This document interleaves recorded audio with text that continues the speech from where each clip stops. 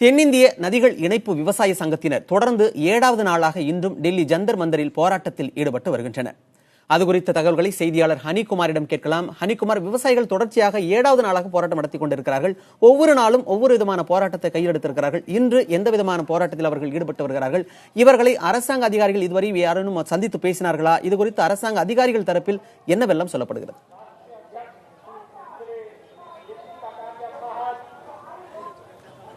மணிமாறன், அதாவது பல்வேறு கோரிக்கைகளை வலியுறுத்தி தேசிய தென்னிந்திய நதிகள் இணைப்பு விவசாய சங்கத்தின் சார்பாக டெல்லி ஜந்தர் மந்தரிலே போராட்டம் நடைபெற்று வருகிறது. இன்றைக்கு 7வது நாளாக இவருடைய போராட்டம் தற்போதும் தொடர்ந்து நடைபெற்றுக் கொண்டிருக்கிறது. இதுவரைக்கும் பல்வேறு விதமான போராட்டங்கள் நடத்தியிருக்கிறார்கள். மொட்டையடிக்கும் போராட்டம், நாமம் போடும் போராட்டம் உள்ளிட்ட பல்வேறு கட்ட போராட்டம் நடத்தியிருக்கிறார்கள். இன்றைக்கு நூதனமாக தங்களுடைய கழுத்தில் தூக்கு கயிறை மாட்டிக்கொண்டு அந்த தூக்கு போடும் போராட்டத்தை இன்றைக்கு கையில் எடுத்திருக்கிறார்கள். இன்றைக்கு இந்த போராட்டத்தை அவர்கள் கையில் எடுத்திருக்கிறார்கள். கிட்டத்தட்ட 50க்கும் மேற்பட்டோர் இந்த போராட்டத்திலே தற்போதும் ஈடுபட்டு வருகிறார்கள். 7வது நாளாக அவர்களுடைய போராட்டம் இன்றைக்கும் தொடர்கிறது. இவர்களுடைய இந்த போராட்டத்தில் தேசிய மீனவர் பேரவையை சார்ந்த இளங்கோ அவர்களும் கலந்து கொண்டு ஆதரவு தெரிவித்திருக்கிறார்கள். 7வது நாளாக நடைபெறக்கூடிய இந்த விவசாயிகளுடைய போராட்டம் குறித்து அதன் தலைவர் ஐயாக்கனுடன் நாம் கேட்கலாம். ஐயா, இன்னைக்கு இப்போ தூக்கு போடக்கூடிய போராட்டத்தில் ஈடுபட்டிருக்கீங்க. என்ன காரணம் ஐயா? இது என்ன வலியுறுத்தி இந்த மாதிரி தூக்கு போட போராட்டம் ஈடுபட்டிருக்கீங்க? ஐயா, விவசாயம் எல்லாம் இந்த நாட்டுடைய முதுகெலும்பு. இந்த நாட்டில் நாங்களும் ஒரு சிட்டிசன் ஆஃப் இந்தியா தான். எங்களுக்கு உரிமை இருக்கிறது. ஆனால் எங்கள் கோரிக்கையை கேட்க கூட மத்திய சர்க்கார் மறுக்குது சார். பிரதம மந்திரி பார்க்க மாட்டேங்கிறாரு, நிதித்துறை அமைச்சர் பார்க்க மாட்டேங்கிறாரு. எங்களை இரண்டாந்தர குடிமக்களாகவும் எங்களை தீண்ட தகாதவர்களாகவும் தரந்தாழ்ந்த மக்களாகவும் பார்க்குறாங்களே. அதுக்கு வாழ்றதோட சாவலாம். அது இல்லாமல் எங்களை முன்னாடியே தூக்குல போட்டு பாருங்கள், எல்லாம் மண்டவோடலாம் வந்துருச்சு. இப்போ மறுபடியும் இந்த அரசு எங்களை தூக்குல போட பார்க்குது என்பதற்கு காண்பிக்காக தான் எங்களை தூக்குல போடாதே மோடி ஐயா, மோடி ஐயா, எங்களை தூக்குல போடாதீங்க ஐயா, எங்களை நியாயம் பண்ணுங்க ஐயா, நாங்கள் இந்த நாட்டில் பிறந்தவங்க தான் ஐயா, எங்களுக்கு ஒரு நியாயம் கொடுங்க ஐயா, ஐயா எங்களை சாவ விட்டுறாதீங்க ஐயா, முதலே 400 பேர் செத்துட்டாங்க ஐயா, தமிழ்நாட்டில் ஒரு 4000 பேர் சாவறதுக்கு இடம் கொடுத்துறாதீங்க ஐயா, எல்லாம் தூக்குல தொங்கிடுவாங்க ஐயா, விவசாயம் எல்லாம் காப்பாத்துங்க ஐயா என்பதற்காக தான் இந்த தூக்கு கயிறு போடாது. ஐயா, இப்போ மத்திய மாநில அரசு சார்பாக உங்களை யாரும் தொடர்பு கொண்டு பேசியிருக்காங்களா? போராட்டத்தை கைவிடுங்க, உங்களுடைய கோரிக்கையை நாங்கள் பரிசீலிக்கிறோம் அப்படின்னு மத்திய அரசு தரப்புலையோ அல்லது அமைச்சர்களோ வேறு யாரோ ஒருத்தரும் கலந்து கொண்டு உங்களுடைய உறுதிமொழி கொடுத்திருக்காங்களா? ஐயா, பொன் ராதாகிருஷ்ணன் ஐயா பேசுனாங்க. வெள்ளிக்கிழமை திங்கக்கிழமை நான் பேசுறேன் இருக்காங்க. என்ன பேசுறாங்க, என்ன பண்றாங்க கிடையாது.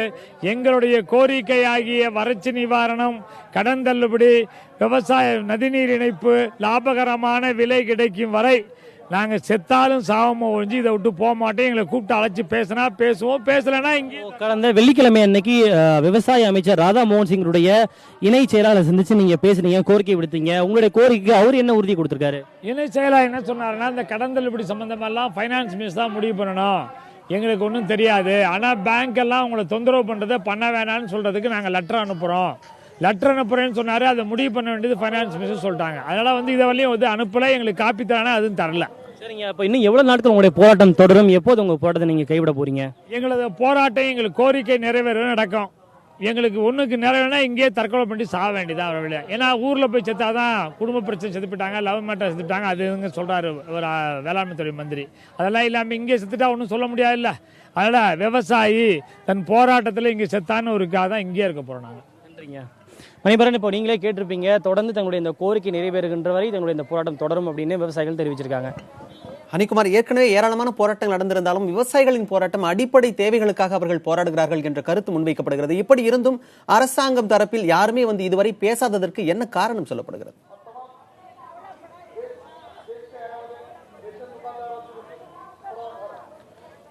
குறிப்பாக அதாவது ஒரு சில கட்சிகளை சார்ந்தவர்கள், திமுகவை சார்ந்த மாநில திருச்சி சிவா, அதே போல கனிமொழி ஆகியோர் கலந்து கொண்டு ஆதரவு தெரிவித்திருக்கிறார்கள். நிச்சயமாக இந்த விவகாரத்தை நாங்கள் பாராளுமன்றத்தில் அடுத்து வரக்கூடிய வாரங்களில் இது குறித்து நாம் எழுப்புகிறோம் என்று சொல்லியிருக்கிறார்கள். குறிப்பாக மத்திய அரசு தரப்பில் பார்த்தோம் என்றால் தமிழகத்தை சார்ந்த அமைச்சர்கள் என்பது மிகவும் குறைவு.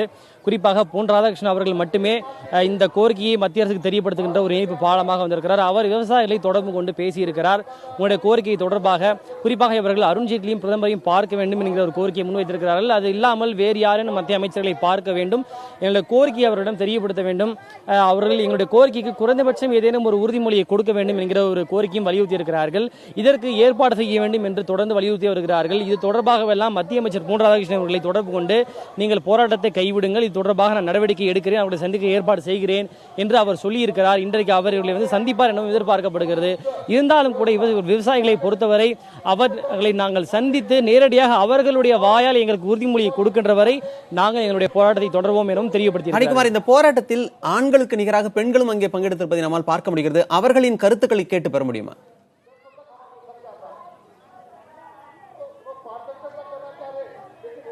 நிச்சயமாக இந்த போராட்டத்திலே வயதான மூதாட்டிகள் இருவரும் கூட இந்த போராட்டத்திலே கலந்து கொண்டிருக்கிறார்கள். நிச்சயமாக அவர்களும் கடந்த 6 நாட்களாக இவர்களுடைய இந்த போராட்டத்திலே அவர்கள் ஈடுபட்டிருக்கிறார்கள். தற்போது இந்த போராட்டத்தில் ஈடுபடக்கூடிய ராஜலட்சுமி என்கிற பாட்டி நம்முடன் இருக்கிறார். அவரிடம் நாம் அவருடைய இந்த இதை கொடுத்து கேட்கலாம். ராஜலட்சுமி பாட்டி, இப்போ நீங்க 7 நாளா இங்க போராட்டம் பண்ணிட்டு இருக்கீங்க இல்லையா? உங்களுடைய இந்த போராட்டத்தை பத்தி எங்கள்ட்ட நீங்க பகிர்ந்து கொள்ள முடியுமா? பகிர்ந்து கொள்றேன். இந்த 7 நாளா போராட்டம் பண்ணிட்டு இருக்கீங்க, அதை பத்தி நீங்க சொல்லுங்க. ஐயா, 7 நாளா மோடியை பார்க்கணுன்னு நாங்கள் வந்தோம் ஐயா. அந்த என்னமோ ஒரு கேட்டில் நின்று இருந்தாங்க. போலீஸ்காரங்க வந்து உங்களை பார்க்க அனுமதி தரோம், நீங்கள் வெயிலில் நிற்காதீங்க, நீங்கள் வாங்க இங்கே போராடாதீங்கன்னு எங்களை கூட்டிகிட்டு வந்தாங்க ஐயா. கூட்டிகிட்டு வந்து பார்க்க விட்றேன்னு சொல்லி இப்போ பிள்ளைங்க சின்ன குழந்தைங்களுக்கு ஐஸ் கிரீம் காட்டுறாப்புல காட்டி, பிஸ்கட் காட்டுறாப்புல காட்டி கொண்டு போய் காட்டுறது, யாருமே பார்க்கலன்னு திரும்பி வாருது. நாங்கள் நொந்து போயிட்டோம் ஐயா. படிப்போ ஆண்களுக்கு நிகராக நீங்களும் கூட ஒரு பெண்ணா இருந்து இந்த போராட்டத்தில் கலந்துட்டு இருக்கீங்க. ஒரு பெண்ணா நீங்க என்ன மாதிரியான சிரமங்களை நீங்க சந்திக்கிறீங்க? ரொம்ப சிரமம் ஐயா. என்ன பண்றதுங்க, குறைய யார்கிட்ட போய் சொல்றது? என் மக்கள்ல எல்லாரும் பிள்ளைங்க எங்க பிள்ளைங்கள நாங்க நினைக்கிறோம் ஐயா. 400 பிள்ளைங்க தவறி போயிருச்சு. இன்னும் சொச்ச பிள்ளைங்க தவறிடக்கூடாதுங்கிற எண்ணத்துக்கு தான் நாங்க இங்க வந்திருக்கோம். எங்க கோரிக்கை தான் வைக்க வந்திருக்கோம். யாரையும் நாங்க குறை சொல்ல விரும்பல. எங்க கோரிக்கையை நிறைவேற்ற சொல்லுங்க. மழை இருந்தா நாங்க கடனை கொடுத்துட போறோம், விளைச்சல் இருந்தா கடனை கொடுத்துட போறோம். உங்க கடனை ஊரு காசுக்கு நாங்க பிள்ளையா பிறக்க விரும்பல ஐயா. ஒரு சாதாரண நாய்க்குட்டிக்கும் ஒரு லேடிஸை தூக்கிட்டு போய் இது வரல, என்ன